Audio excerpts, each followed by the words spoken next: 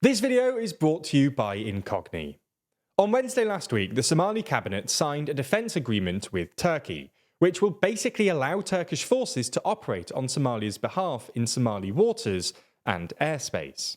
While Somalia's president has claimed the deal is mostly focused on the issues of piracy and fishing, it's hard to believe it doesn't at least have something to do with Ethiopia's new port deal with the breakaway territory of Somaliland, which hasn't gone down well in Somalia. So in this video, we're going to have a look at this new deal, how it fits with Turkey's wider foreign policy ambitions, and whether it makes a regional conflict in the Horn of Africa more or less likely. Before we start, if you haven't already, please consider subscribing and ringing the bell to stay in the loop and be notified when we release new videos. So let's start by looking at the deal itself. Well, while we don't have the full text just yet, according to Middle East Eye, the agreement, technically called the Framework Agreement for Defence and Economic Cooperation, will last for 10 years and is intended to be developed over time via various protocols. As the name suggests, there's an economic and a military component to the deal. Economically, Turkey is planning to help Somalia develop port facilities and ships to better take advantage of its marine resources. Militarily, the Turkish army will provide training to the Somali army, and the Turkish navy will be deployed in Somali waters to prevent terrorism, piracy, looting, illegal fishing, and smuggling. Turkey is also apparently going to help Somalia develop its own navy, which doesn't exist yet. So, what's the strategic thinking behind this deal? Well, from Turkey's perspective, there's both an economic and a geostrategic rationale. Economically, there have been some reports that Turkey is going to receive 30% of all of Somalia's maritime revenues, which would come mainly from fishing, and the deal will probably also mean more Turkish arms sales to Somalia, which is yet more good news for Turkey's booming defence industry. Geostrategically, though, this deal will help expand Turkey's growing influence in Africa and the Middle East. Essentially, as Western influence in Africa wanes and China's foreign investment slows, Turkey has tried to step into the emerging geopolitical power vacuum in Africa, deploying troops, upgrading diplomatic relations, investing lots of money, and even broadcasting Turkish telly across the continent. Somalia is a paradigm case for this. Turkey began investing in the country in 2011, establishing the largest Turkish embassy in the world in Mogadishu, and extending more than $1 billion in bilateral humanitarian aid since. Turkey now has a military base in Mogadishu, and Turkish companies have significant interest and influence throughout the country. Mogadishu Airport is managed by a Turkish company, and in 2020 the Somali government signed a 14-year contract with a Turkish company to rebuild its main port. From Somalia's perspective, there's obviously a security rationale, given Somalia's long-standing piracy problem and the current tensions with Ethiopia. But there's also an economic rationale. Somalia has the second largest coastline of any African country after Madagascar, and therefore one of the largest maritime exclusive economic zones, or EEZs, defined by the UN Convention on the Law of the Sea, as the area extending 200 nautical miles from a country's coastline. Unfortunately for Somalia, its inability to police its EEZ has meant the country has struggled to take advantage of the economic opportunities that should be provided by it. Somalia lacks the infrastructure to export or import via its coast, despite sitting abreast of one of the busiest shipping lanes in the world, and piracy means fishing isn't as big an industry in Somalia as it should be.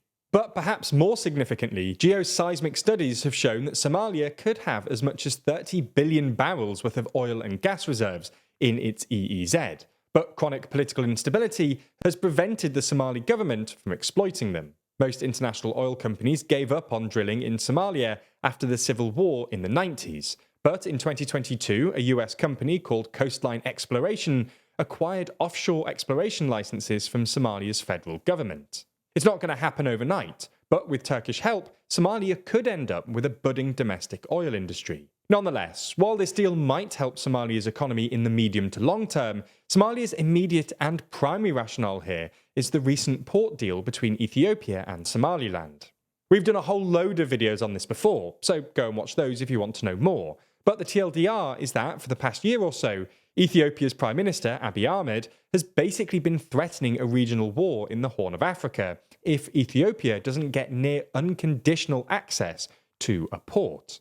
This might sound insane, but it's hard to overstate quite how important port access is for economic development, especially given that Ethiopia doesn't have any great alternatives for international trade. Ethiopia became the world's most populous landlocked country after Eritrea seceded in 1993, and now does most of its international trade via the port of Djibouti. But this is suboptimal for at least two reasons. First, it costs the Ethiopian state something like $1.5 billion a year in fees. And second, it creates an uncomfortable strategic and economic dependence on a country with no particular allegiance to Ethiopia. Anyway, to this end, earlier this month, Ethiopia signed an agreement with Somaliland, an autonomous but internationally unrecognised territory within Somalia, that basically allowed Ethiopia to use the Berbera port for 50 years, in exchange for Ethiopia's tacit recognition of Somaliland as a state.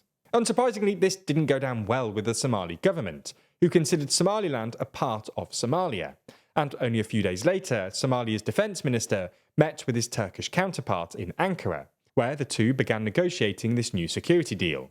So you get the point. Clearly, Somalia's new deal with Turkey is at least partly a response to what Somalia sees as Ethiopia's violation of its territorial integrity.